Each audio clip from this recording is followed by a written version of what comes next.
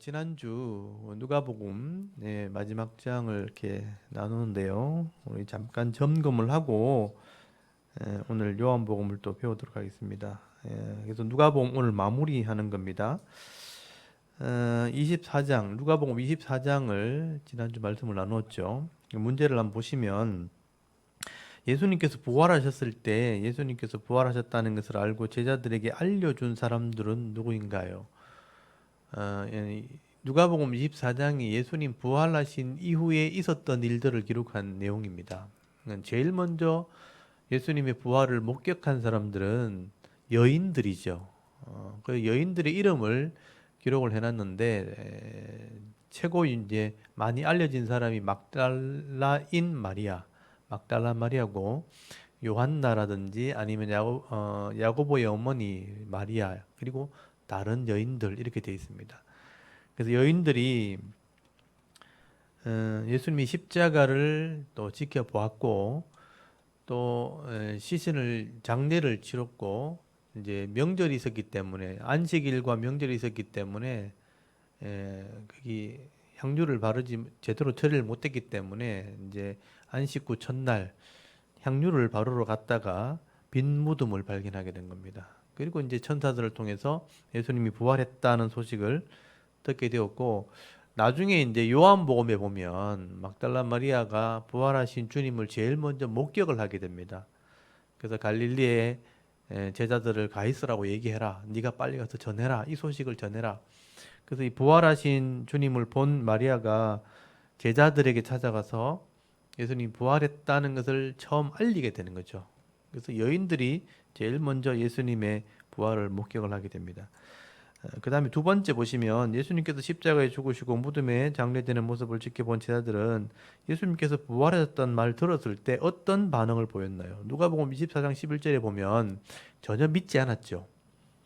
그러니까 부활에 대한 얘기를 예수님께서 살아계실 때도 여러 번 했지만 그 부활에 대한 개념을 모르고 있을 거예요. 그런 생각조차 하지 않았다는 거예요. 사람이 죽으면 그냥 끝나는 것으로 다 알고 있었기 때문에. 왜냐하면 죽음으로 다 끝났기 때문에 다시 살아난 사람을 본 적이 없죠. 그래서 예수님 이런 말씀하셔도 먼 미래에 무슨 일이 있는가 보다 뭐 이렇게 생각했지 실제적인 예수님 부활을 믿질 않았습니다. 그래서 이 여인들이 얘기해도 허탄한 듯하여서 믿지 않았다. 그래서 이제 무덤으로 달려갔죠. 진짜 예수님 부활하셨나 보러 갔는데 빈 무덤만 나중에 보고 오게 됩니다. 우리가 이런 걸 보면 제자들이 십자가의 그 사건의 의미라든지 또는 부활했을 때 그 부활의 의미라든지 이런 것들은 성령이 오셔서 깨닫게 하시기 전까지는 전혀 알지 못했다는 것을 알 수 있습니다. 그만큼 이 기독교에 대한 진리를 알고 믿는 것은 쉽지 않다는 얘기예요. 그래서 성경에 대한 얘기, 그리고 예언에 대한, 구약의 예언에 대한 얘기, 그리고 실제 예수님이 설교했던 그 진리에 대한 말씀들, 그리고 제자들이 정언했던 것들, 이런 것들 다 종합을 해야 아, 이게 사실이구나 하는 것도 우리가 인식을 하게 되는 겁니다. 그래서 우리가 역사적인 것을 먼저 정리하고 사실이라는 것을 먼저 확인하고 난 뒤에 이게 어떤 의미인지를 우리가 생각을 해보고 그게 의미가 있다면 그 의미를 믿어야 되는 거죠. 그래서 그런 믿음을 여러분 개인적으로도 잘 정리하셔야 내 신앙도 바른 신앙을 가지게 되는 겁니다. 그냥 막연하게 뭔가 내가 못하는 일을 해줄 수 있는 어떤 능력 있는 사람, 뭐 신을 찾는 그런 마음으로 예수를 믿는다든지 하나님 믿어서는 안 된다는 거예요. 진리를 믿고 사실을 믿는 게 굉장히 중요하다. 여러분 그걸 꼭 기억하시면 좋겠어요. 그 다음에 세 번째 보시면 예수님께서 부활하신 후에 엠마오로 가는 두 제자와 동행을 하게 되죠. 예수님께서는 길을 가면서 무엇을 하셨나요? 누가복음 거기 24장 27절이나 32절을 보면 한 3시간 정도 걸어가는 거리입니다. 예루살렘에서 엠마오로 하는 서쪽으로 골짜기로 내려가는 길, 내리막입니다. 한참 내리막을 내려가면서 3시간 정도 걸어간 거예요. 그때 예루살렘에 있었던 일 얘기하면서 예수님 얘기하고 이럴 때 예수님이 십자가에 죽은 거 모르냐고 막 이렇게 얘기할 때 예수님께서 선지자의 말들을 예언들을 제대로 믿지 못하는 사람들이라고 하면서 예수님께서 모세로부터 시작해서 선지자의 글을 이렇게 시작해서 그러니까 모든 성경에 쓴 바 예수님에 관한 자기에 관한 것을 자세히 설명했다고 돼 있어요. 그러니까 모세의 글들이니까 모세오경, 그리고 선지자의 글들이니까 이스라엘 역사서 전체를 말하는 거예요. 그게 구약 성경을 말하는 겁니다. 그런 성경에 예언되어 있는 예수에 관한 얘기를 그걸 자세히 설명했다. 그래서 예수님 당시의 성경, 여기 성경이라는 것은 구약 성경밖에 없는 시대입니다. 그래서 구약 성경을 통해서 예수님에 대해서, 메시아에 대해서 다 설명을 했다는 거죠. 그래서 우리가 이 예수님께서 부활하셔서 제자들을 찾아다니면서 했던 일이 뭔지를 잘 보셔야 됩니다. 성경을 통해서 예수님을 이제 알겠다, 깨닫겠다. 이게 예수님의 사역이라고 보시면 됩니다. 그래서 나중에 예수님인지를 확인하게 되었을 때, 아, 진짜 예수님이 속죄하고 십자가에 죽으시고 실제로 부활하셨구나 하는 것을 뒤늦게 나중에 깨닫게 되죠. 이 엠마오로 가는 두 제자가. 그래서 식사하다가 예루살렘으로 다시 가서 제자들에게 부활하신 주님을 봤다고 증언을 하는 그런 일들을 하게 됩니다. 그 다음에 네 번째, 예수님께서 부활하신 후에 11 제자에게 나타나셔서 모세의 율법과 선지자의 글과 시편의 말씀을 통해서 성경을 깨닫게 하셨다고 말씀을 합니다. 누가는 이것을 강조하기 위해서 어떻게 성경을 깨닫게 했다라고 말씀하나요? 누가복음 24장 45절에 보면 예수님께서 선지자들이 말했던 또 모세오경에 기록했던 구약 성경에 기록했던 이런 것들이 이루어졌다는 것을 가르쳤다는 거예요. 그러니까 가르치는데 이 누가가 특별히 강조해 놓은 것이 그들의 마음을 열어서 한 표현 나옵니다. 그들의 마음을 열어서 성경을 깨닫게 했다 이런 표현 나옵니다. 예수님께서 부활하셔서 40일 동안 있었거든요. 길지 않는 기간입니다. 3년 동안은 말씀을 가르치고 실제로 보여주었는데도 제대로 깨닫지 못했다는 걸 의미하는 겁니다. 그래서 부활하셔가지고 십자가를 지나서 부활을 지나서 이걸 증명하는 거잖아요. 그래서 그 구약의 예언들이 실제로 십자가와 이 부활을 통해서 이루어졌다는 것을 가르치는 것, 깨닫게 하는 일을 했다는 겁니다. 그래서 실제로 이 구약 성경이 이루어졌다는 것과 그것을 알게 되는 것이 굉장히 중요합니다. 그래서 마음을 열었다는 표현을 보면 결국 마음에서부터 이게 이해가 되어지는구나. 하나님 말씀을 마음을 열어서 깨닫겠다. 그래서 이 목사가 해야 될 일이 바로 이런 게 아닌가 저는 그런 생각을 하거든요. 그래서 성경 통독 사경회를 한다든지 아니면 강좌를 한다든지 아니면 설교를 할 때도 성도들의 마음을 열어서 이 하나님 말씀, 변하지 않는 진리의 말씀을 깨닫게 하는 것. 그게 목사가 해야 될 일이 아닌가. 그럼 깨달은 그 사람들이 그 말씀에 대한 진리를 알게 될 때 그 말씀을 믿게 되고 말씀대로 살게 되는 그런 은혜가 있게 되는 겁니다. 그래서 예수님의 이 부활하신 뒤에 했던 사역은 그 전에 말씀을 가르치는 사역과 좀 다르다는 거예요.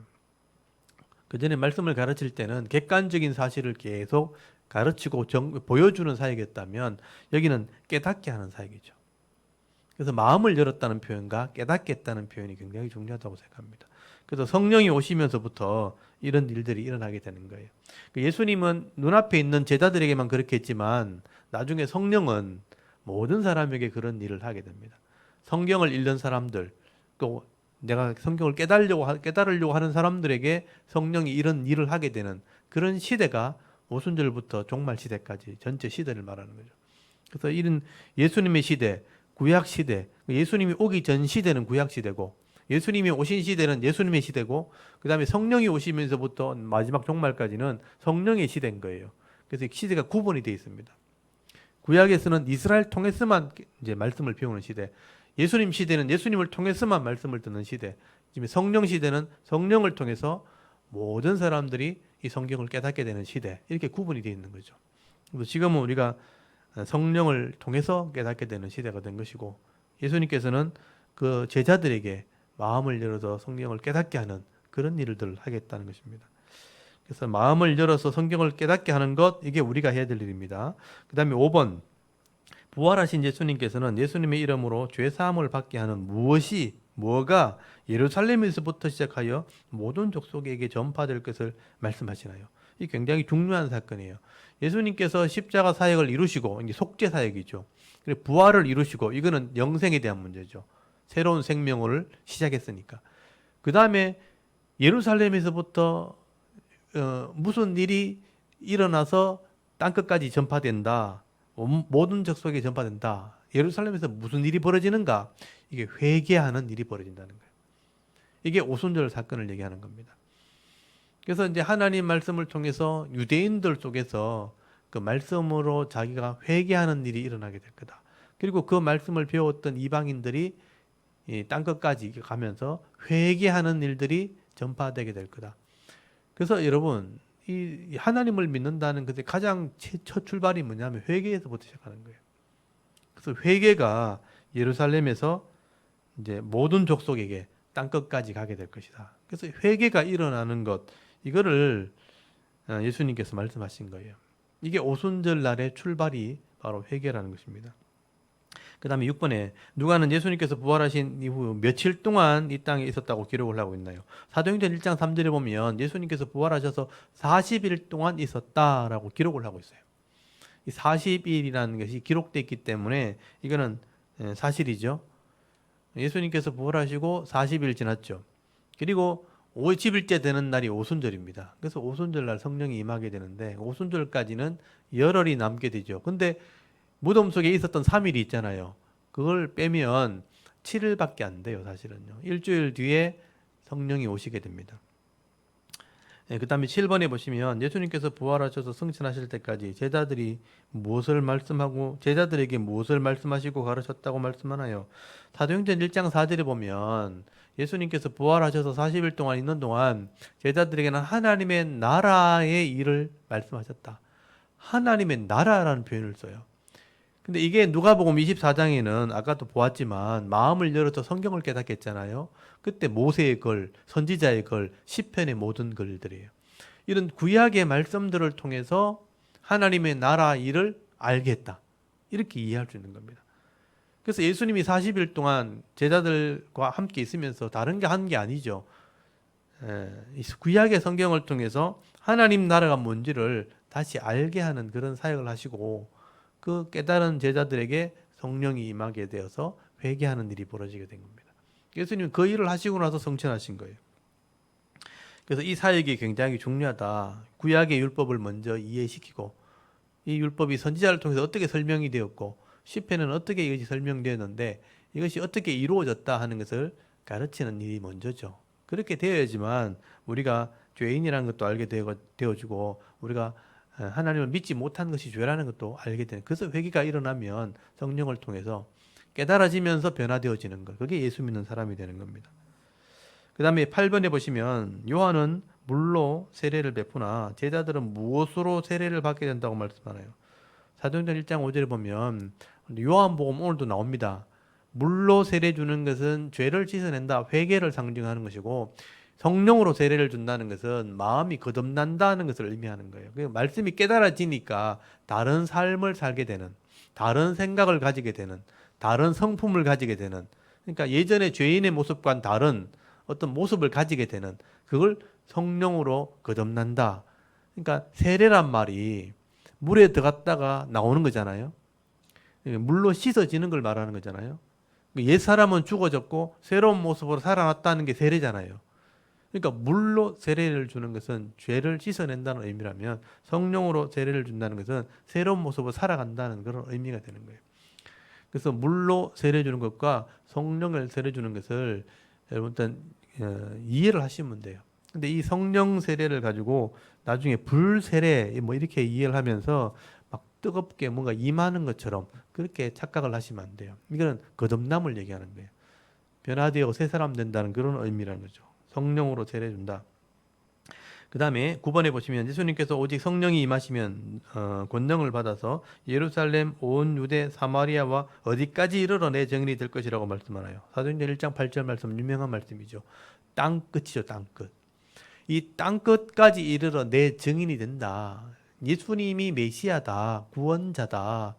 예수님의 이름으로 구원을 받았다 하는 것을 증언한다는 거예요. 증인의 사명을 감당하게 된다. 근데 이 땅끝이란 말이 우리 지난주 수요일 날 제가 이사야서 62장을 설교했거든요. 이사야 62장 11절에 보면 이미 다 예언되어 있는 거예요. 예루살렘에서부터 복음이 시작돼 가지고 하나님이 온 예루살렘에 깃발을 꽂으면 그것이 땅끝까지 선포될 거다. 그 땅끝까지 점거될 것을 이미 이사야서에 예언해놨어요. 이 예루살렘을 통해서 이스라엘을 통해서 모든 만민이 구원을 받게 될 것이라. 여러분 그 이사야 62장 이게 또 시기가 그래 딱 맞았어요. 지난 어제죠 어제 62장 이사야서 62장을 제가 설교했는데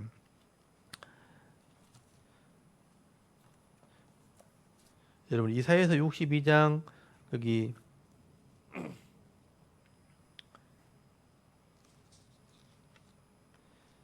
1절 한번 보십시오. 이사야서 62장 1절에 보면 이거 예언의 말씀인데 나는 시온의 의가 빛같이 예루살렘의 구원이 횃불같이 나타나도록 시온을 위하여 잠잠하지 아니하며 예루살렘을 위하여 쉬지 아니할 것인즉 이방 나라들이 네 공의를 뭇 왕은 세상의 왕들이 다 네 영광을 볼 것이요 너는 여호와의 입으로 정하실 새 이름으로 일컬음이 될 것이며 너는 또 여호와의 손에 아름다운 관, 네 하나님의 손에 왕관이 될 것이라. 그러니까 예루살렘이 중심이 된다는 뜻이거든요. 그러니까 예루살렘이 새로운 이름으로 불려지게 될 것이고 의가 또 구원이 여기서부터 나타나게 되어서 횃불같이 나타나서 잠잠하지 않게 될 거다. 그래서 거기 10절 한번 보세요. 성문으로 나가라 백성이 올 길을 닦으라 큰 길을 수축하라 돌을 제하라 만민을 위하여 기치를 들라. 그러니까 예루살렘에 오는 길을 넓게 다시 닦아라. 그리고 만민이 온다는 거잖아요. 만민이 이스라엘이 아니고 여기는 만민이니까 모든 육체, 모든 사람이 올 수 있도록 기치가 뭐냐? 깃발이에요. 깃발을 들어라. 그래서 11절에 여호와께서 땅 끝까지 선포하시되 너희는 딸 시온에게 이르라. 보라 네 구원이 이르느니라. 그러니까 이 이방에 있는 모든 육체들이 모든 사람들이 예루살렘으로 오게 된다 이 말이죠. 그래서 구원이 이르게 되었다. 그래서 땅 끝까지 선포한다고 돼 있잖아요. 여기에 땅 끝 나오죠. 그래서 성령이 임하시면 너희가 예루살렘, 유대, 사마리아 땅 끝까지 내 증인 되라 그렇게 말하잖아요. 이게 똑같은 말이거든요. 그러니까 이 이사야서에 메시아가 오시면 이런 일이 일어나게 될 것을 예언해놨는데 지금 예수님이 그 일을 하고 계신 거예요. 그래서 내가 속죄를 이루었고 부활했고 이제는 너희들이 내 증인으로 땅끝까지 전해야 된다. 그 얘기를 하고 있는 겁니다. 똑같은 얘기죠. 근데 그것이 이루어졌기 때문에 지금 여기도 교회가 세워진 거예요. 그래서 모든 사람들이 이제 이 복음의 소식을 듣고 더 이상 믿지 않는 시대가 되면 세상이 끝난다는 거예요. 그게 마지막 종말이죠. 그 종말의 시대는요, 진짜 깝깝한 시대인 겁니다. 지금은 충분히 옳은 사람도 있고 의로운 사람도 있잖아요. 근데 진짜 마지막 시대가 되면요, 옳은 말을 해도 아무도 들으려고 하지 않는 그런 시대가 돼야 되는 거예요. 무슨 소리 하냐? 지금이 무슨 시대인데? 이렇게 말하는. 정직하자, 사랑하자, 섬기자 그러면요, 입도 못 띄게 하는 그런 시대가 온단 말이에요. 더 이상 믿을 사람이 없다는 뜻이에요. 그러면 종말이 오는 겁니다. 근데 아직은 우리가 땅끝까지 복음을 전할 충분한 가치가 있는 그런 시대라는 것이죠. 그래서 이 땅끝이란 말이 이미 이사야서 62장 11절에 예언되어 있는 거다. 그걸 아시면 됩니다. 그 다음에 10번에 보시면요, 위로부터 오는 능력을 입기 위하여 약속을 믿고 예루살렘 이 마가의 다락방에서 기다린 사람은 약 몇 명이었나요? 그 당시에 예수님이 성천하심에서 했던 말을 듣고 기다렸던 사람, 약속의 성령이죠.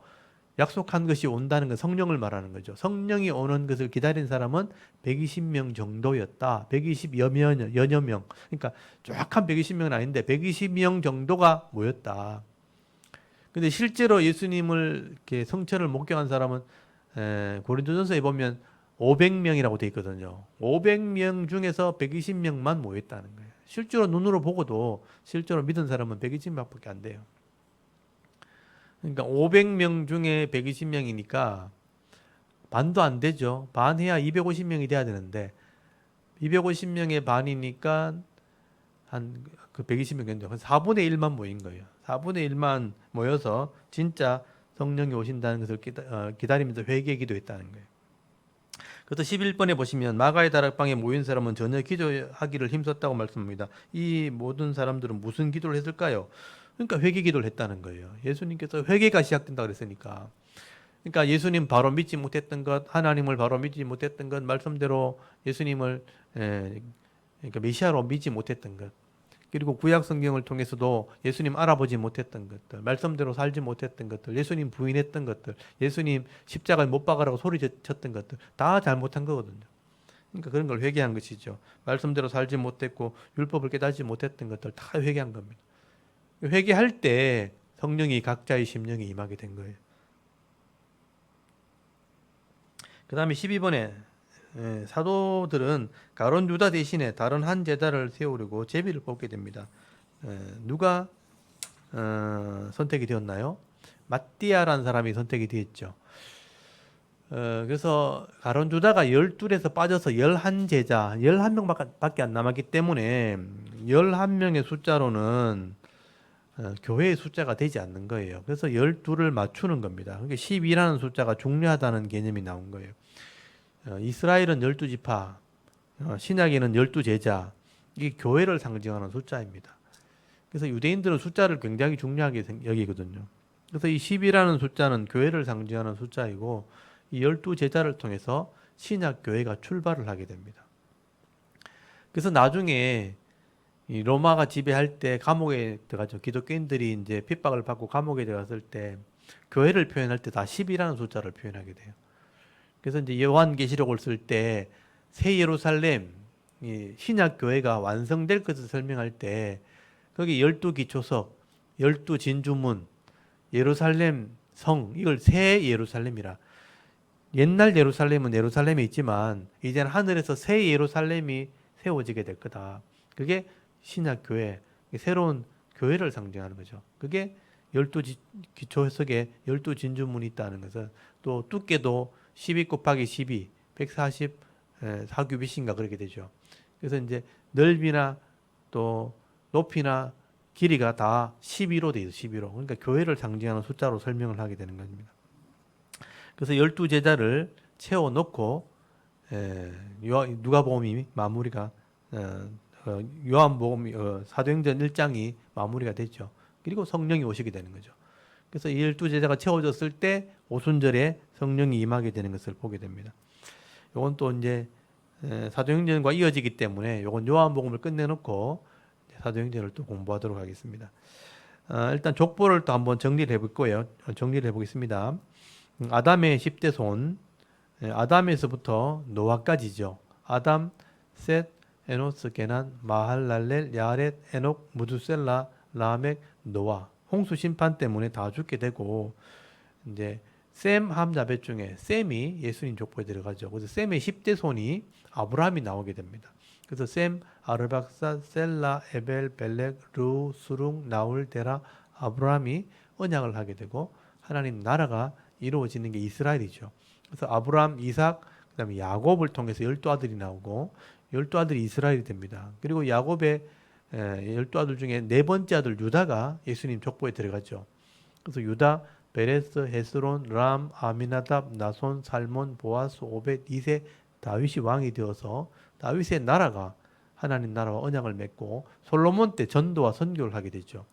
근데 솔로몬이 우상을 섬기면서 나라가 둘로 나눠지게 되고 물질을 선택했던 열 지파는 멸망을 받게 됩니다.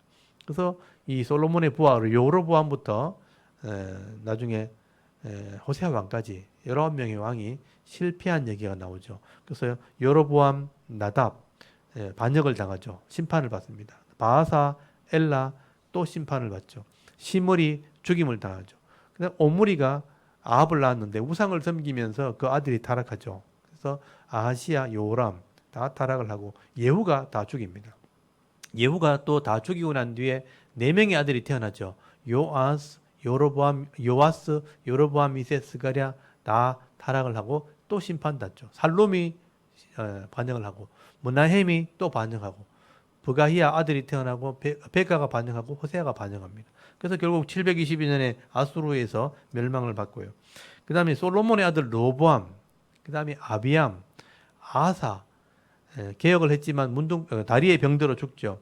그 다음에 요사밧이 또 두 번째 개혁을 했지만 나중에 이 아합의 딸이 결혼하는 바람에 며느리가 되는 바람에 밑에 4명의 왕이 타락한다 그랬죠.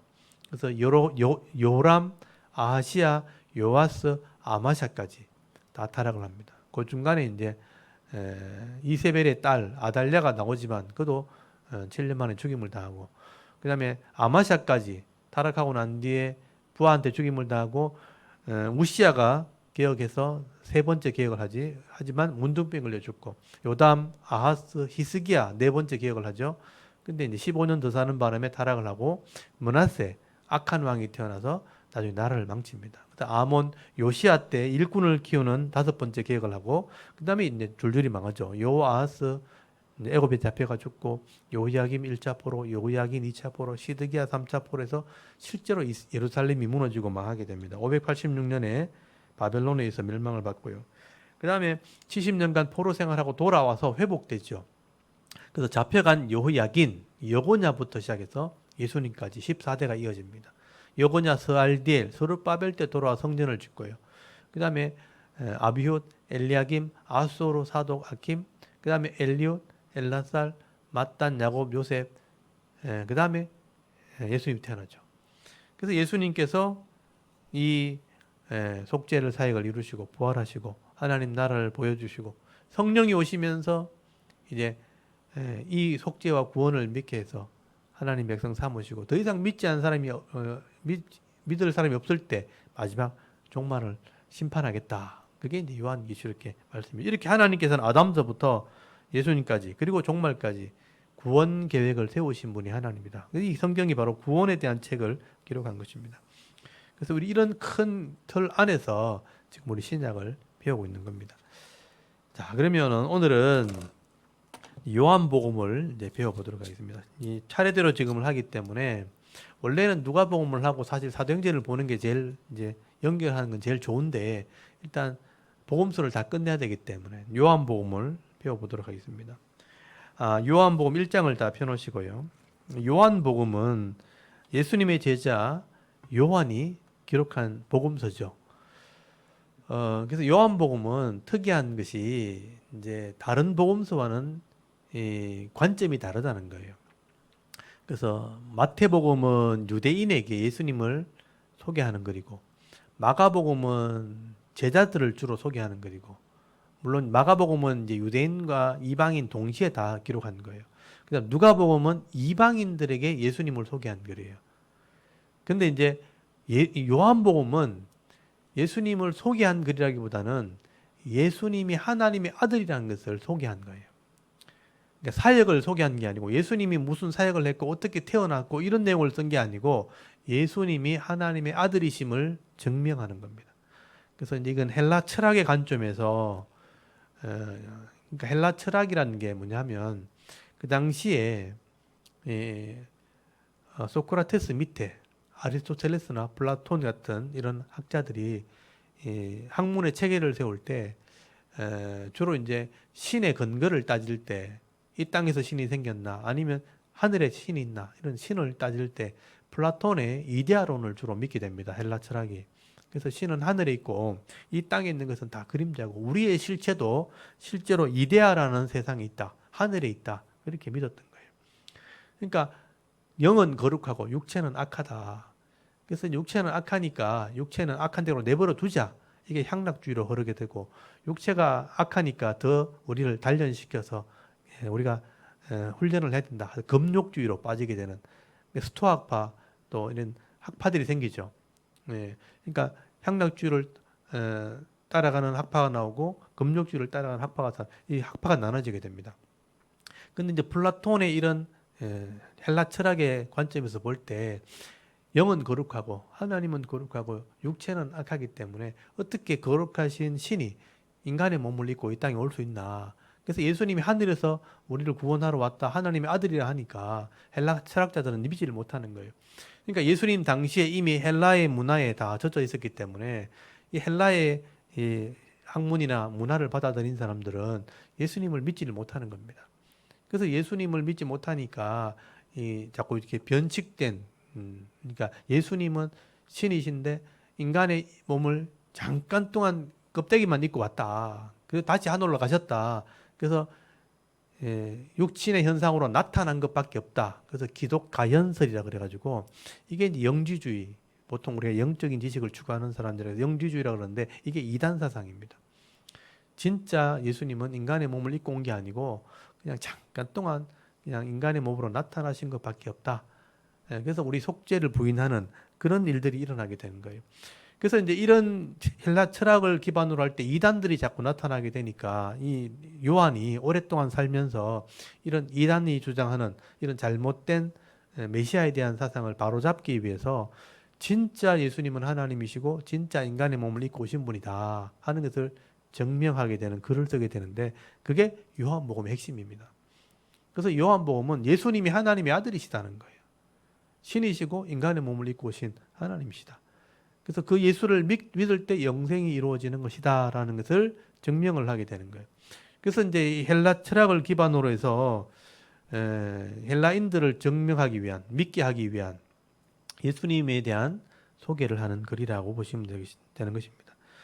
그래서 이제 이 요한은 제자들 중에 제일 오랫동안 살아남아 있었기 때문에 모든 복음서는 일단 예수님을 소개하고 있기 때문에 그걸로 충분한 거고, 그래서 예수님이 어떤 분인지를 하나님의 아들이심을 또 소개하는 글을 따로 쓴 거예요. 그래서 이걸 관점이 다르다 그래서 이거를 공간복음이라, 그러니까 사복음이라, 공간복음과 구별된 공간복음이라는 것은 관점이 같은 그런 복음서를 마태, 마가, 누가복음을 공간복음이라 그럽니다. 그래서 마태, 마가, 누가는 관점이 같은 책이니까 공간복음 이렇게 세 개를 구분하고 요한복음은 사복음서 이렇게 구분합니다. 거기 내용과 다른 내용. 그래서 예수님에 관한 글을 기록한 것이다. 그리고 요한은요, 예수님이 누구인지를 증명하기 위해서 일반 복음서와 같이 글을 쓰는 게 아니고요. 예수님이 신이라는 것을 표현하는 거예요. 그러니까 예수님은 신적인 권위를 가지고 자신을 표현했다. 그거를 이제 헬라어 문법에 보면 에고 에이미라는 표현이 있어요. 나는 무엇이다. 나는 이런 존재다. 이런 것을 표현한 표현들인데 이게 신적 표현이라고 그래요. 신적으로 표현할 때만 사용하는 단어가 있거든요. 에고 에이미, 이게 헬라어로 발음하면 에고 에이미라는 건데 나는 무엇이다 이런 표현이에요. 예를 들면 나는 세상의 빛이다. 나는 양의 문이다. 또 나는 생명이고 떡이다. 또 나는 선한 목자다. 나는 부활이요 생명이다. 나는 길이요 진리요 생명이다. 나는 참 포도나무다. 이런 표현들이 나옵니다. 이게 이제 신적인 표현인데 요한복음의 특징 중에 하나가 이런 신적인 표현을 가지고 예수님을 나타냈다는 거예요. 그게 7가지만 나옵니다. 7가지가 나오는데 나는 생명의 떡이다. 나는 세상의 빛이다. 나는 양의 문이다. 나는 선한 목자다. 나는 부활이요 생명이다. 나는 길이요 진리요 생명이다. 나는 참 포도나무다. 이게 나오는데 이거 나올 때마다 제가 체크를 해드릴 테니까 이게 신적인 표현 이렇게 기록을 하시면 되고요. 그리고 요한복음은 다른 복음서와 같이 뭐 출생기사라든지 예수님이 자세하게 사역했던 내용들을 다 기록하지 않아요. 그래서 예수님이 행했던 표적 중에서 딱 7가지만 요약을 하게 됩니다. 그리고 다른 복음서에 쓰지 않은 그런 내용들이나 이런 것들도 포함을 해서 7가지만 표적을 기록을 하게 돼요. 특징적인 예수님에 대한 표적들이죠. 그래서 다 기록할 필요 없이 꼭 필요한 기적들만 표현을 하게 되는데 제일 먼저 나오는 게 이제 가나 혼인잔치에 물이 포도주 된 표적. 그 다음에 왕의 신하의 아들을 말씀으로 고치는 표적. 그 다음에 베데스다 목가에 38년 된 병자를 고치는 사건. 이건 다른 복음서에 안 나오는 거예요. 오병이어의 표적. 그 다음에 바다 위를 걸어가시는 그런 표적. 이건 다른 복음서에 나오는 거죠. 또 날 때부터 맹인된 사람을 보게 하는 표적. 그 다음에 죽은 나사로를 살리는 표적. 요거는 이제 다른 복음서에 안 나오는 거죠. 베데스다의 못가에서 38년 된 병자 낫게 하는 것, 죽은 나사로 살리는 것, 그 다음에 가나 혼인잔치에 물이 포도주에 변하는 것, 요거는 다른 복음서에 없는 거예요. 포함해서 7개의 표적만 기록을 하게 돼요. 다른 복음서에는 다 기록했지만 여기는 다 기록할 필요 없다는 거예요. 그래서 꼭 비록 중요한 7가지 표적만 기록했다는 게 요한복음의 특징 중에 하나입니다. 그리고 또 하나의 특징이 있다면 이 요한은요, 이 헬라 철학자들이 주로 사용하는 대화법을 가지고 진리를 선포하게 됩니다. 그래서 많은 사람들 간의 대화에 대한 얘기가 나와요. 이 대화법이라는 헬라 철학적인 이 방법은 주로 이제 소크라테스가 썼던 방법이에요. 질문을 해서 대화하면서 진리를 이제 깨닫게 하는 그런 사역이거든요. 그래서 제일 먼저 나온 게 니고데모와의 대화잖아요. 요한복음 3장 16절 유명한 말씀이 거기서 나오게 된 겁니다. 그리고 사마리아 선한 그 수가성 여인 사마리아에 지나면서 수가성 여인을 만나 대화하는 내용, 와보라 하는 전도를 한 그런 내용이죠.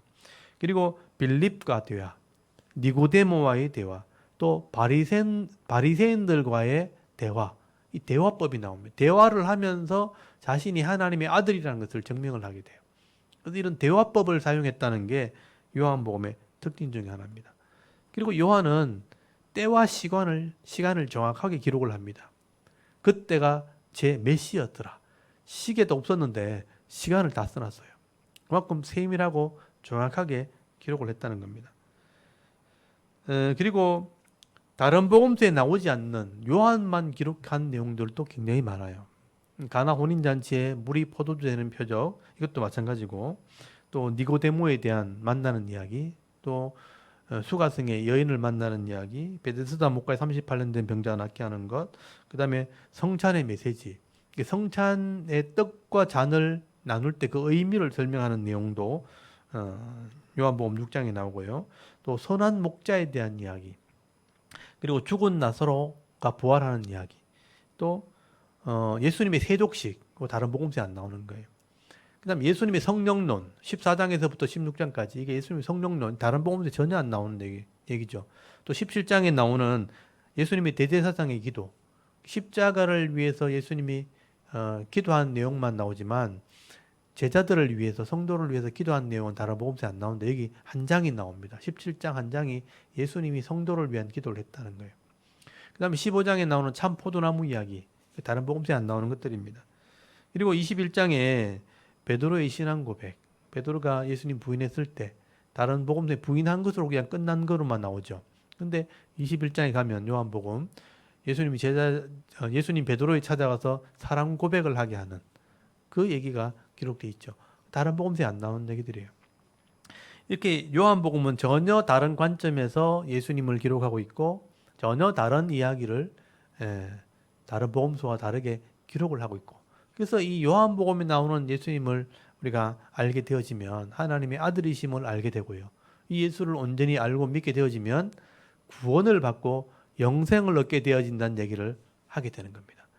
그래서 이제 요한복음을 읽다 보면요, 구원이란 말과 영생이란 말을 굉장히 많이 보게 될 겁니다.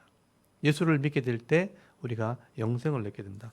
그래서 요한복음에는요, 요한복음의 기록 목적이 제일 끝에 나옵니다. 여러분, 요한복음 20장 한번 보시겠어요? 20장.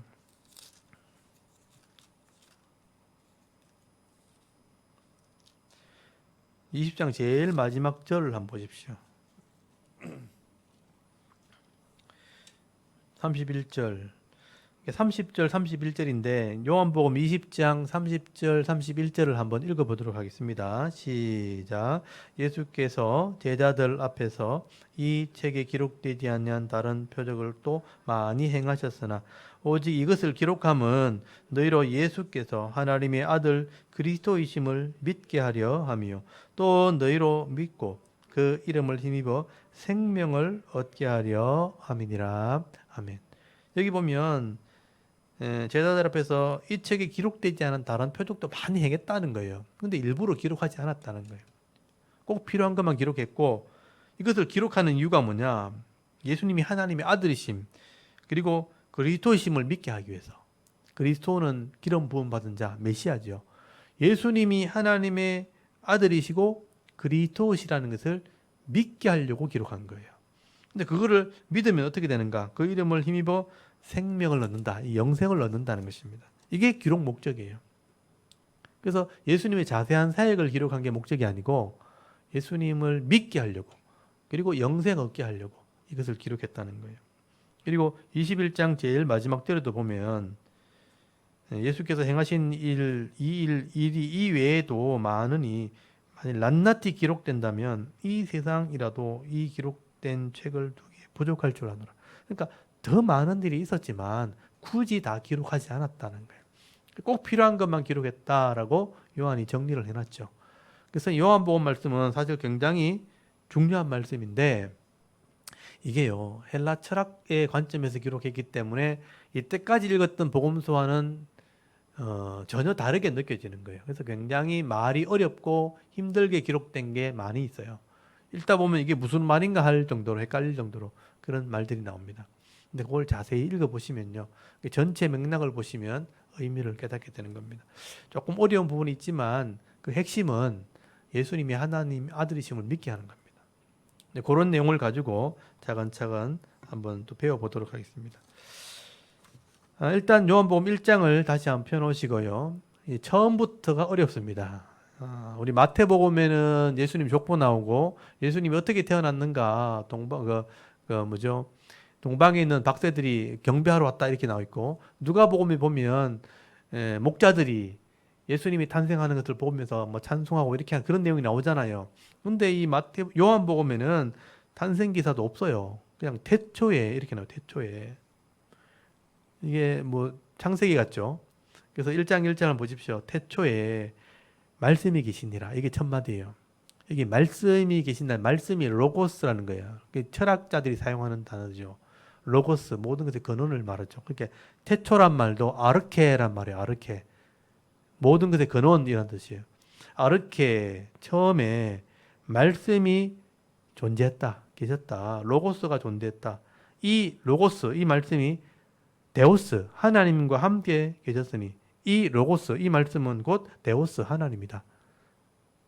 그러니까 처음부터 이 말씀은 예수님을 말하는 거거든요. 로고스는 예수님 말씀하는 건데 처음부터 예수님이 하나님과 함께 있었고 이 하나님과 예수님은 그냥 같은 분이다. 이런 의미예요. 그래서 말씀이 곧 하나님이시라. 그래서 사실 요한복음에서 삼위일체가 나온 거예요. 삼위일체 실론이라는 개념이 요한복음에서 나온 겁니다. 예수님이 계시고 하나님이 계시고 성령님이 계신데 한 분이시다 이렇게 설명하거든요. 그분이 하늘에서 내려오셨고 사역을 이루시고 다시 올라가셨다.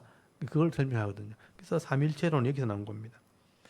그래서 첫 마디가 예수님은 하나님과 같은 분이다 이런 의미예요. 그런데 2절 보십시오. 그가 예수님이 이 말씀은 로고스는 예수님을 상징하는 거 뒤에 나옵니다. 그래서 예수님이 최초에 하나님과 함께 계셨는데 만물이 그로 예수님으로 말미암아 지은 바 되었으니 지은 것이 하나도 그가 없이 된 것이 없다. 예수님이 개입했다는 거죠. 그 안에 예수님 안에 생명이 있었으니 그 생명은 사람들의 빛이라. 그래서 예수님 안에 생명이란 게 있는데 이게 사람들에게 비치는 빛이다. 빛으로 표현되어 있죠. 근데 이 빛이 어둠의 빛이니까 어둠이 깨닫지 못했다. 이 어둠은 세상을 상징한 코스모스 세상을 상징해. 빛이 세상에 들어왔는데 알지 못했다는 거예요. 6절에 하나님께로부터 보내심 받은 사람이 있으니 그 이름은 요한이라. 6절부터는 이제 요한을 소개하는 거예요. 그 이름은 요한이라 세례 요한을 말하는 거예요. 그래서 요한의 사명이 뭐냐? 이 빛을 증거하는 사명이라는 거예요.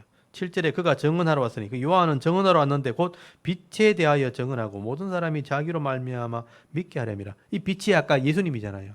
이 빛을 증언하러 왔다.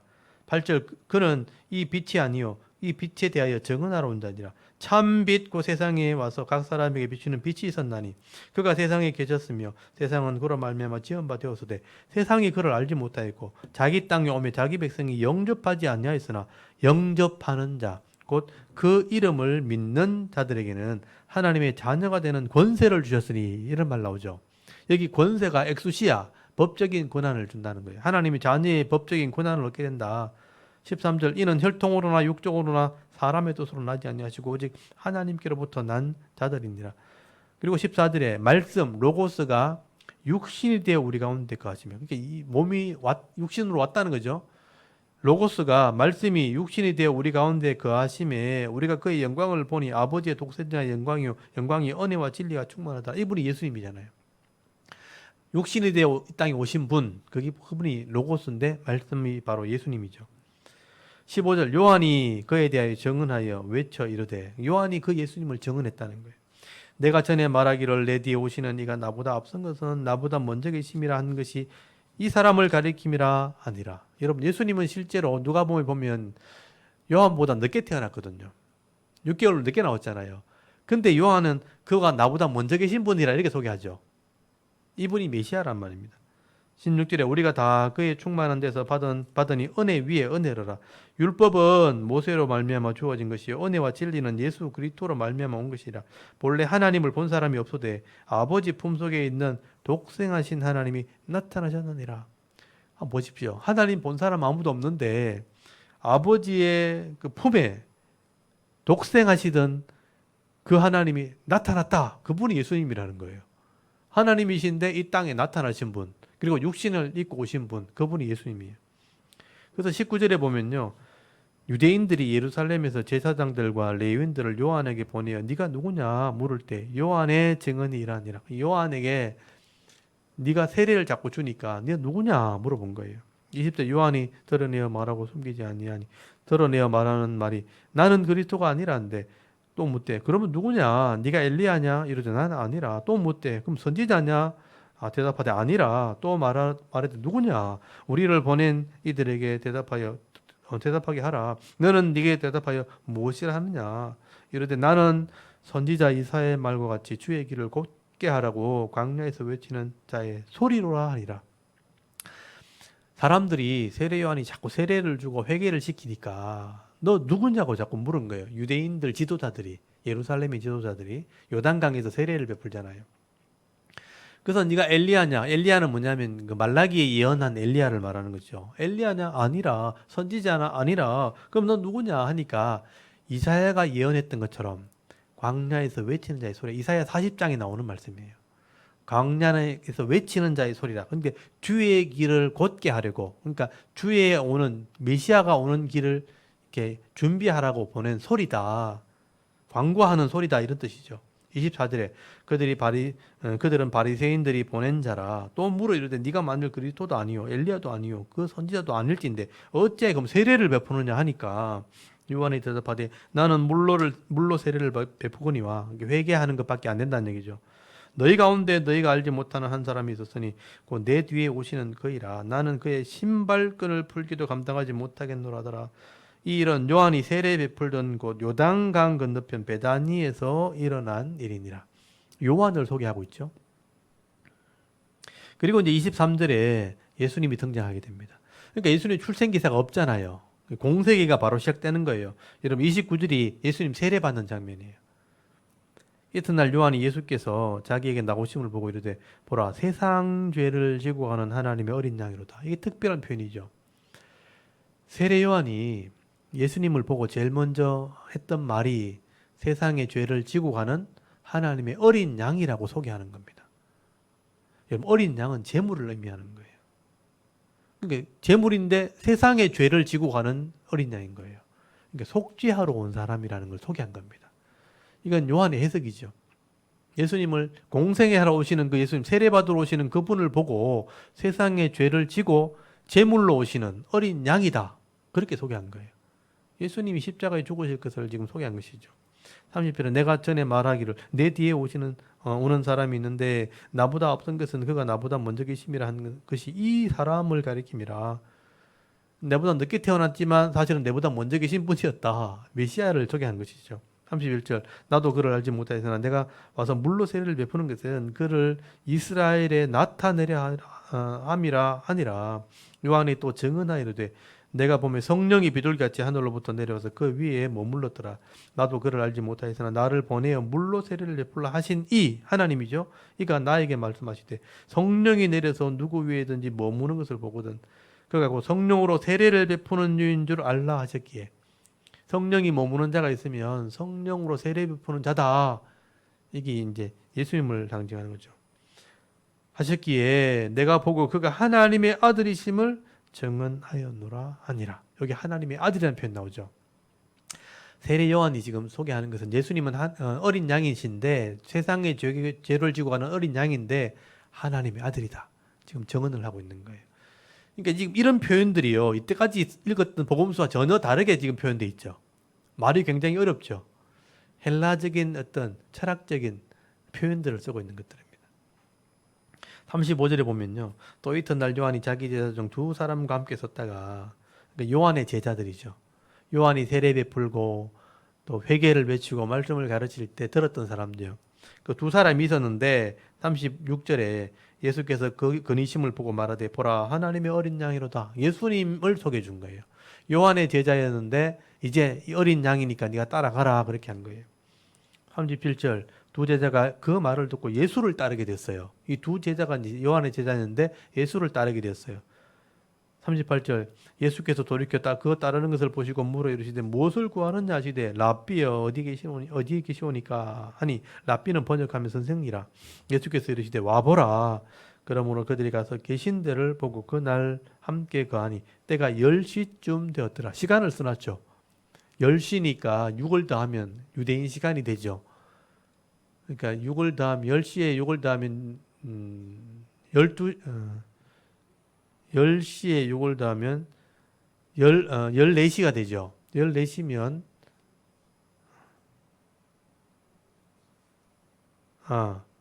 오후 4시, 14시가 아니고 오후 4시가 되죠. 그러니까 12시까지 2를 더하면 12시가 되고 4시간 더 지나면 오후 4시가 되는 거죠. 오후 4시에 예수님이 거하시는 곳에 가게 되었다는 거예요. 40절에 요한의 말을 듣고 예수를 따르는 두 사람 중에 하나는 시몬 베드로의 형제 안드레라. 여기 안드레가 등장하죠. 이게 다른 복음서에 안 나오는 거예요. 안드레라는 것은 이제 헬라식 이름이죠. 안드레아스, 안드레, 뭐 남자다운 사람 뭐 이런 의미라 그래요. 그래서 안드레 이 베드로의 동생입니다. 그러니까 이 베드로 동생은요 어부였지만 영적인 은혜를 사모했던 사람이죠. 그래서 요한의 제자였다가 요한이 소개해줘 가지고 예수님의 제자가 된 사람이에요. 그러니까 이 요한의 제자였을 만큼 은혜를 사모했던 사람인데 어린 양이 하나님의 어린 양이라고 예수님 소개받고 예수님의 제자가 된 사람. 제일 먼저 예수님의 제자가 되었죠. 그리고 이제 41절에 형을 전도한 겁니다. 그가 먼저 자기 형제 시몬을 찾아가 말하되 우리가 메시아를 만났다 하고, 메시아는 번역하면 그리스도라, 구원자를 말하거든요. 그러니까 안드레가 사실은 베드로를 먼저 전도했어요. 예수님 만나러 가자. 근데 안 간 거예요. 근데 누가복음에 보면 예수님 베드로 배에 가지고 조금 밤새도록 고기 잡았을 때 못 잡았을 때 깊은 곳에 가서 그물을 던지라 하잖아요. 그거는 이 일 있고 난 뒤인 거죠. 처음에는 안 만났는데 예수님 말씀을 계속 들으면서 안 믿었었는데 물고기를 엄청나게 잡고 난 뒤에 그때 깨닫게 된 거죠.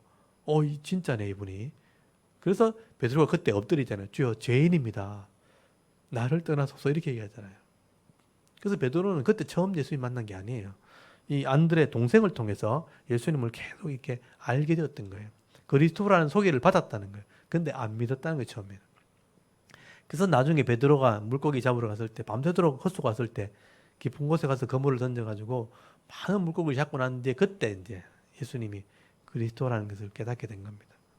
그리고 42절에 데리고 예수께로 오니 예수께서 보시고 이러시되 네가 요한의 아들 시몬이니 장차 게바라 하리라 하니라. 게바는 번역하면 베드로라. 이 게바라는 말은 히브리어예요. 히브리어. 그러니까 구약에 쓰는 유대식 발음이고, 페트로스, 베드로라는 말은 헬라식 이름이에요. 페트로스, 베드로, 반석. 케베라는 말이 원래는 바위란 뜻이거든요. 바위란 뜻인데 이게 헬라어로 바꾸면 베드로가 되는 거예요. 페트라스가 베드로가 되는 거예요. 그래서 게바는 유대식 이름, 베드로는 헬라식 이름 이렇게 표현하면 되겠죠. 그래서 여기는 지금 헬라 문화권에 사는 사람들이기 때문에 유대인들 사회잖아요. 그러니까 유대식 이름이 나오고 헬라식 이름이 나와요. 그래서 두 가지가 이게 겸해서 나오는 경우가 있으니까 그런 걸 좀 구분하면 되겠죠. 그래서 안드레의 얘기는 요한복음에만 나오고 요한이 베드로를 전도한 얘기가 여기 이제 기록된 거예요. 그 다음에 43절에 보시면 다른 제자 빌립과 나다넬이 나옵니다. 이것도 다른 복음서에 안 나와요. 43절 이튿날 예수께서 갈릴리로 나가려 하시다가 필리포스죠. 이것도 헬라식 이름이죠. 빌립을 만나 이르시되 나를 따르라, 제자 되라 이렇게 말하죠. 이 빌립은 안드레와 베드로와 한 동네 베세다 사람이라, 같은 어부예요. 그러니까 빌립, 안드레, 베드로 다 한 동네 사람이죠. 빌립이 나다나엘을 또 찾아갔어요. 나다나엘을 찾아가 이르되 모세가 율법에 기록하였고 여러 선지자가 기록한 그 일을 우리가 만났으니 요셉의 아들 나사렛 예수니라. 율법에 기록된 메시아를 우리가 만났다. 빌립이 나다나엘을 전도하게 됩니다. 이 나다나엘 하는 이름도 히브리식 이름이에요. 엘이 하나님이잖아요. 그러니까 나다나엘이란 말은 하나님의 선물이란 뜻이에요. 굉장히 좋은 이름의 뜻이에요. 하나님의 선물, 하나님이 준 선물 이런 뜻이에요. 그래서 내가 메시아를 만났다가 빌립이 소개한 거죠. 근데 46절에 보면 나다나엘이 말하기를 나사렛에 무슨 선한 것이 나올 수 있겠느냐. 나사렛이요. 정말 시골 동네, 지금도 시골 동네예요. 거기는. 이 갈릴리 중에서도 시골 동네입니다. 근데 그런 시골 총구석에 무슨 예언자가 나오고 무슨 메시아가 나오고 무슨 그리스도가 나오냐. 큰 곳에 선한 게 없다. 그렇게 할 정도였어요. 나사렛에 무슨 선한 것이 날 수 있느냐? 빌립이 한번 와봐라. 한번 와보라. 이렇게 한 거죠. 47절에 예수께서 나다나엘이 자기에게 오는 것을 보시고 그를 가리켜 이르시되 보라. 이는 참으로 이스라엘 사람이라. 그 속에 간사한 것이 없도다. 여러분 예수님이 나다나엘을 딱 보시더니 그 속에 간사함, 이 사악한 마음이 없다. 이렇게 표현한 거예요. 나다나엘이 깜짝 놀랐죠. 48절에 나다나엘이 이르되 어떻게 나를 아시나이까? 예수께서 대답하시되 빌립이 너를 부르기 전에 네가 무화과 나무 아래에 있을 때 내가 봤다. 여러분 이 무화과 나무 아래에 있을 때 봤다는 게 뭐냐면요. 유대인들은 날씨가 더운 동네니까 그늘 밑에 나무 밑에 앉으면요. 여기서 기도하고 말씀을 읽는 거예요. 그러니까 네가 경건생활 하는 걸 봤다는 거예요. 예수님이 이걸 지켜보고 있었다는 거예요. 나다나엘이 이렇게 하는 걸 봤다는 거예요. 그래서 이 나다나엘이 감동이 돼가지고 제자가 됩니다. 49절에 나다나엘이 대답하되 라삐어 당신은 하나님의 아들이시오. 당신은 이스라엘의 임금이로소이다. 이스라엘의 통치자입니다. 이것도 참 엄청난 고백이죠. 처음 봤는데 네가 참 경건한 사람인 걸 내가 안다 하니까 당신은 하나님의 아들이십니다. 신앙 고백을 해버린 거예요. 교감이 있었다는 얘기죠. 이 나다나엘은 여러분 처음 들어보는 이름이죠. 예수님 제자에 없잖아요. 그래서 이 사람을 누군가 그러니까 이건 헬라식 이름으로 바꿨을 때는 아마 바돌로메일 것이다. 보통 그렇게 생각합니다. 바돌로메라는 제자가 있어요. 예, 마태복음 15장 3절에 보면 나옵니다. 그래서 이 바돌로메가 바로 나다나엘일 것이다. 그렇게 추정을 합니다. 그래서 지금 여러 제자가 나왔죠. 베드로, 안드레, 빌립, 그 다음에 바돌로메 나왔죠. 그래서 제자를 부르시는 장면이 나옵니다. 그리고 50절에 보면 예수께서 대답하여 이르시되 내가 너를 무화과 나무 아래에서 보았다 함으로 믿느냐? 이보다 더 큰 일을 이제 보게 될 것이다. 또 이르시되 진실로 진실로 너희에게 이르노니 하늘이 열리고 하나님의 사자들이 인자 위에 오르락 내리락 하는 것을 보리라 하니라. 이거는 비유를 해서 설명한 거예요. 여러분 보시면 하늘이 열리고 하나님의 사자가 오르락내리락 한다는 게 뭐냐 하면 야곱이 꿈꿀 때 여러분 야곱이 에서를 피해가 도망갈 때 돌베개를 잡고 한번 잔 적이 있죠. 광야에서. 그 꿈을 꿀 때 하늘에서 문이 열리고 사닥다리가 내려와서 천사들이 오르락내리락 하죠. 그러니까 하나님의 영광을 거기서 보게 되거든요. 그래서 그때 야곱이 하나님이 집이 여기구나. 그래서 베델이라는 이름을 거기서 짓게 되거든요. 그래서 이 하나님의 영광을 보게 된다는 것을 비유로 설명한 겁니다. 그래서 이 나다나엘이나 이런 사람들은 구약을 잘 알고 있기 때문에 이런 구약을 이제 예를 들어서 비유로 설명이죠. 네가 앞으로 하나님의 나라를 보게 될 거다. 하나님의 영광을 보게 될 거다 하는 얘기를 하게 된 거예요. 제자가 되었다는 겁니다. 그래서 지금 1장에만 해도 예수님이 세상에 빛으로 오셨다. 근데 빛으로 왔는데 아무도 알아보지 못했다 그랬잖아요. 근데 알아보고 영접하는 자가 있다면 하나님의 자녀가 되는 권세를 얻게 될 것이다. 예수님을 그렇게 소개한 거예요. 그리고 요한을 통해서 예수님을 소개했잖아요. 하나님의 어린 양이다. 세상의 죄를 지고 가는 하나님의 어린 양이다. 예수님 소개하고 있죠. 그리고 제자들을 부르시는 장면이 나옵니다. 하나님의 영광을 보게 될 것이다. 그러니까 이게 다른 복음서의 전혀 다른 시작이죠. 요한만의 어떤 표현 방법들이죠. 그리고 2장에 가면 첫 번째 표적이 나옵니다. 표적이 7개 나오는데 그 중에 첫 번째 표적입니다. 여러분 2장 1절에 보시면 사흘 주에 되는 날 갈릴리 가나에 혼례가 있어 예수의 어머니도 거기 계시고, 이런 이 가나라는 지역은 예수님 동네가, 예수님 고향이 그 나사렛이잖아요. 그 나사렛 바로 옆에요. 그래서 우리 성지에 가면 나사렛에 가서 이제 가나로 가거든요. 바로 옆이기 때문에. 거기서 이제 버스 타고 조금 올라가면 갈릴리 호수가 나와요. 그래서 갈릴리 호수 가브나움 갈 때 골로 지나갑니다. 그래서 이제 밑에서부터 쭉 올라와 가지고 나사렛 갔다가 가나 갔다가 그다음에 갈릴리 가거든요. 그러니까 바로 옆에 있어요. 그러니까 이 예수님 사시는 동네 옆에 가나에서 혼인 잔치가 있었는데 친족이 있으니까 예수님이 어머니가 초대를 받은 거죠. 그때 이제 제자들이 함께 참여하게 됩니다. 2절에 보시면 예수와 그 제자들도 혼례 청함을 받았더니, 그러니까 제자들이 중요해요, 여기서는요. 지금 아까는 베드로, 안드레, 빌립, 나다네일 뭐 이런 제자들만 불렀잖아요. 근데 여기는 제자들이니까 아마 더 많은 제자들이 있었다는 것을 알 수 있죠. 제자들이 함께 혼례에 청함을 받게 됩니다. 3절에 포도주가 떨어지게 되었고 예수의 어머니가 예수님께 이르되 저들의 포도주가 없다 하니까, 예수님의 어머니는 예수님이 어떤 분인지를 알고 있었거든요.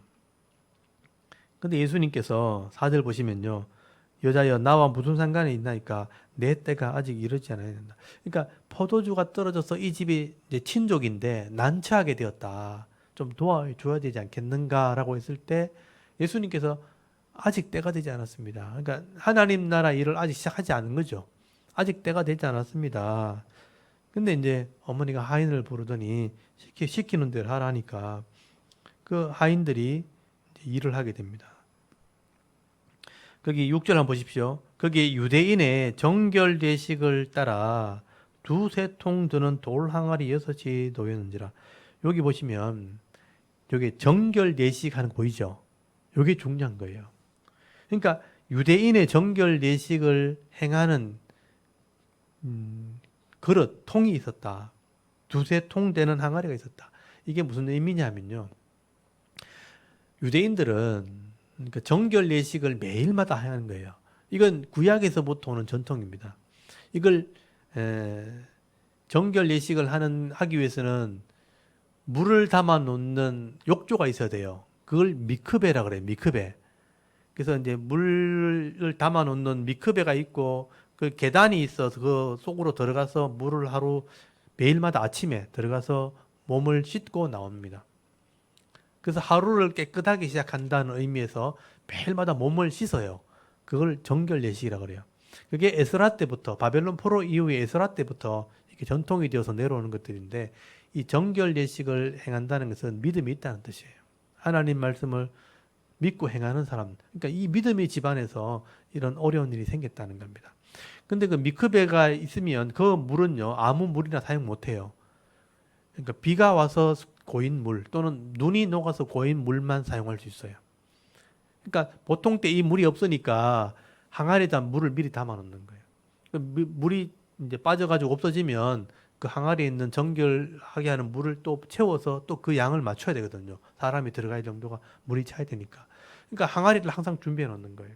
그 정결 예식을 하기 위해서 물 항아리가 있었다는 것은 이 사람은 정말 믿음 있는 집안이라는 걸 알 수 있는 거예요. 그런 집안에 어려움이 생긴 거예요. 그래서 예수님이 그 항아리에 물을 담아오라 그랬고, 그 물을 하인들이 들고 오는 순간에 물이 변해서 포도주가 된 겁니다. 표적을 일으키게 한 것이죠. 그래서 그 포도를 나눠주니까 처음에 먹었던 것보다 더 맛있다면서 막 칭찬을 하게 되니까 사람들이 놀라게 되죠. 그래서 9절에 보면 연회장은 물로 된 포도주를 맛보고 어디서 났는지 알지 못하되 물도 온 하인들은 알더라. 연회장이 신랑을 불러 말하되 사람마다 먼저 좋은 포도주를 내고 취한 후에 낮은 것을 내거늘 그들은 지금까지 좋은 포도주를 두었도다 하면서 막 칭찬하면서 흥이 돋고 더 잘 됐다는 거예요. 그러니까 어려움 당한 이 혼인 예식을 더 빛나게, 더 성공할 수 있도록 도와주었다는 거죠. 이게 물이 포도주가 되는 표적입니다. 근데 이런 표적을 행하게 하신 것은 그 집을 위해서도 했겠지만 중요한 것은 11절이에요. 예수께서 이 첫 표적을 갈릴리 가나에서 행하여 그의 영광을 나타내심에 제자들이 그를 믿었더라. 이게 중요한 거죠. 제자들이 그냥 예수님이 그리스도라 말만 듣고 따랐는데 표적을 처음 본 거예요. 아, 이분이 하나님의 아들이시구나. 네, 보통 분이 아니구나 하는 것을 믿게 되었다. 제자들을 위한 표적이라 하는 것을 알 수가 있죠. 그래서 백성들을 위해서는 표적을 행하지는 아직은 때가 되지 않았지만 제자들을 위한 표적을 행하셨다. 그게 첫 표적이다. 그게 가나에서 행한 변화되는 표적.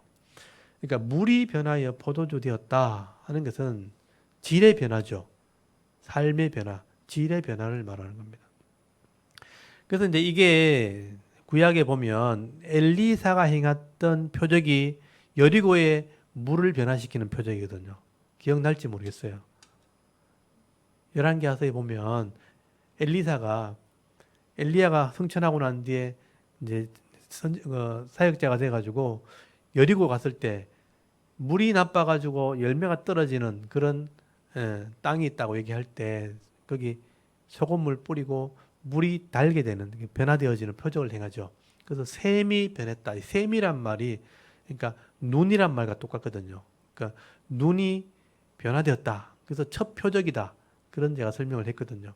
근데 이 예수님이 행하는 표정도 물이 변해서 포도주 되는 배요. 그러니까 삶이 질의 변화에 되는 그게 신앙의 변화를 상징하는 겁니다. 물이 변하면 다 변하는 것이죠. 그래서 인생의 변화를 이제 첫 출발이 변화되어서 시작되는 것이 예수 믿는 거다 하는 의미가 있다는 것입니다. 그리고 이제 2장 12절에 보면 그 후에 예수께서 어머니와 형제들과 제자들과 함께 가버나움으로 내려가셨으나 거기에 여러 날 계시지 아니하시니라. 그래서 이 가나에 있다가 이 가버나움이 베드로가 있는 동네입니다. 베드로의 집이 있는 곳이죠. 그래서 지난번에 제가 설명드렸죠. 가버나움 갈릴리 호수 북쪽에 있는 그러니까 예수님이 제2의 고향. 이 가버나움 회당에서 주로 말씀을 가르쳤잖아요. 그래서 가버나움에서 주로 예수님이 사역했거든요. 여기서 말씀을 가르치는 사역을 대부분 하게 되는 것을 보게 됩니다.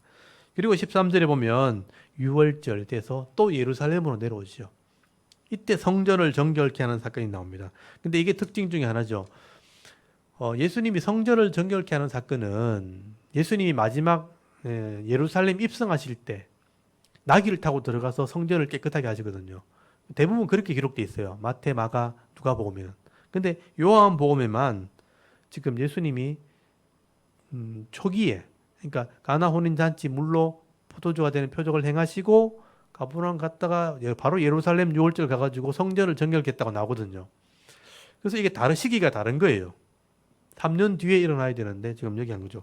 그래서 사람들은 아마 2번 했을 거다. 보통 그렇게 해석을 하기도 합니다. 아니면 시기적으로 뒤에 것을 암게 땡겨 넣어서 기록했을 것이다. 그렇게 해석하시는 분도 있는데 어쨌든 성전을 정결케 하시는 사건이 나오고 이 성전을 향해서 자신의 몸을 비유하는 사건이 나옵니다. 이건 좀 다른 설명이죠. 뒤에 나옵니다. 보십시오. 13절에 6월절에 예루살렘으로 올라가셨다고 돼 있고 14절에 성전 안에 소, 양, 비둘기 파는 사람들, 또 돈 바꾸는 사람들 앉아있는 걸 보시고 노끈으로 채찍을 만들어 양과 소를 다 성전에서 내쫓으시고 돈 바꾸는 사람들 다 돈을 쏟으시면서 상을 엎으시고 비둘기 파는 사람들에게 이르시되 이것을 여기서 가져가라. 내 아버지 집으로 장사하는 집을 만들지 말라. 강도의 소굴로 만들었다. 나중에 그렇게 말씀하셨죠. 17절에 제자들이 성경 말씀에 주의 전을 사모하는 열심히 나를 삼키려 한 것을 기억하더라. 성전을 사모하는 열심이 또 나를 삼켰다. 이걸 드러냈다. 이런 말씀을 기억했다는 거예요. 이에 유대인들이 대답하여 예수께 말하기를 네가 이런 일을 행하니 무슨 표적을 우리에게 보이겠느냐. 예수께서 대답하여 이르시되 너희가 이 성전을 헐라 내가 사흘 동안 일으키려. 이게 이제 요한복음에 기록된 거예요. 다른 복음서에 안 나와요. 너희가 이 성전을 헐어라 내가 사흘 동안 일으키리라. 이건 언뜻 이해가 되지 않죠. 이 돌로 된 성전을 어떻게 헐어버리며 어떻게 사흘 만에 또 일으킬 수 있겠는가 설명을 하죠. 20절에 유대인들이 이르되 이 성전은 46년 동안 지었거늘 네가 3일 동안 일으키겠느냐 하더라. 이 성전은 헤롯 대왕이 지금 정축해서 계속 건축을 하고 있었거든요. 그게 40년이 넘었잖아요. 한 60년 가까이 성전을 건축하게 되겠네요. 왜냐하면 큰 돌로 이제 지었기 때문에 그 기초로 썼던 돌들이 지금도 남아 있습니다. 지금도 가보면요, 이 건물의 한 반 정도 되는 그 돌들이 있어요. 그러니까 너무 큰 거죠.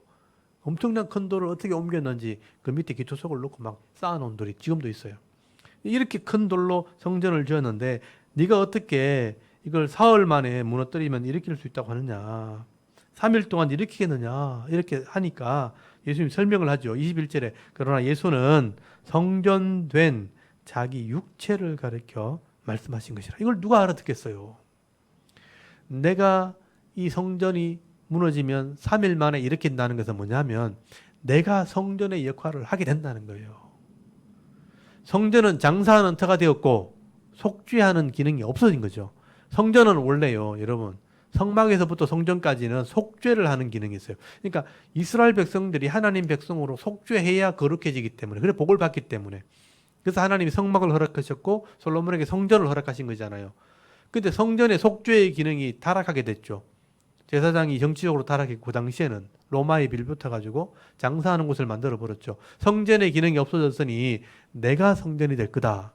내가 속죄할 거다 이 말이죠. 그리고 3일 만에 내가 부활할 거다. 십자가로 속죄를 이루고 3일 만에 내가 부활할 거다. 그 얘기를 하신 거예요. 근데 이걸 아무도 못 알아들었죠. 그 당시에.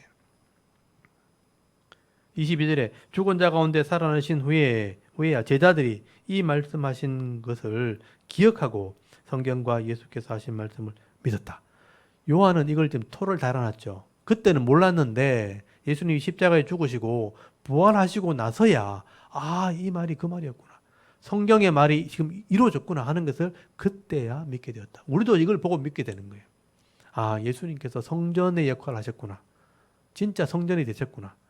그래서 십자가에 속죄하시고 3일 만에 부활하셨구나. 그걸 지금 말씀하신 것이다. 그리고 23절 6월절에 예수께서 예루살렘에 계시니 많은 사람이 그의 행하시는 표적을 보고 그 이름을 믿었으니. 그러니까 여기 많은 표적을 행했죠. 근데 기록을 안 해놨어요. 그래서 예수님께서 많은 표적을 행하시면서 예수의 이름을 믿겠다는 거예요. 그래서 여기 예수 이름이 나옵니다. 이름. 예수의 이름을 믿겠다.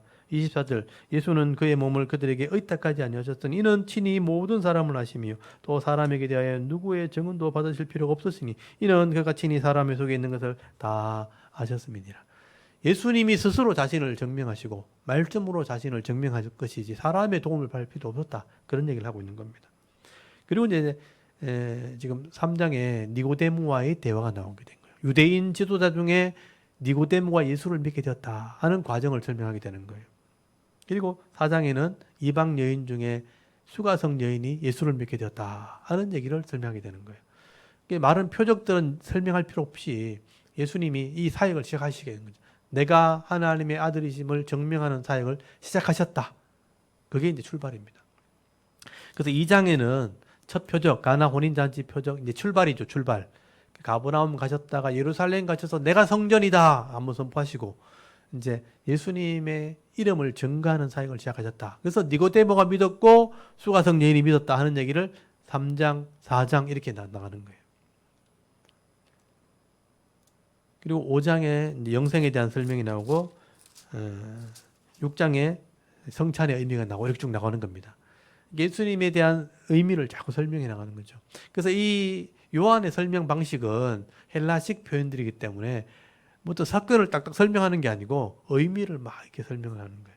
조금 어려울 수 있다는 거예요. 그러니까 전체적으로 알고 읽으시면 되겠습니다. 조금 감이 잡힙니까? 요한복음이 분위기가 많이 다르죠. 그죠? 누가복음 볼 때하고 다르죠. 사건을 막 설명하는 게 아니니까 의미를 막 설명해 나가는 겁니다. 차근차근 보시면 그래서 이제 요한복음이 굉장히 깊이 있는 글이라 그래서 보통 독수리 복음이라 그러니까 굉장히 높고 깊은 얘기를 하는 것이라고 보통 설명을 하게 됩니다. 3장은 또 내용이 기니까 이건 다음 주에 제가 설명을 드리도록 하겠습니다. 오늘은 요한복음에 대한 어떤 개요, 전체적인 분위기 그리고 1장, 2장 출발에 대한 부분만 좀 설명을 드렸습니다. 이것도 한 주간 동안 차근차근 읽어보시면서 묵상해 보시길 바랍니다. 오늘 여기까지 하도록 하겠습니다. 잠깐 기도하겠습니다. 하나님 은혜를 감사합니다. 오늘도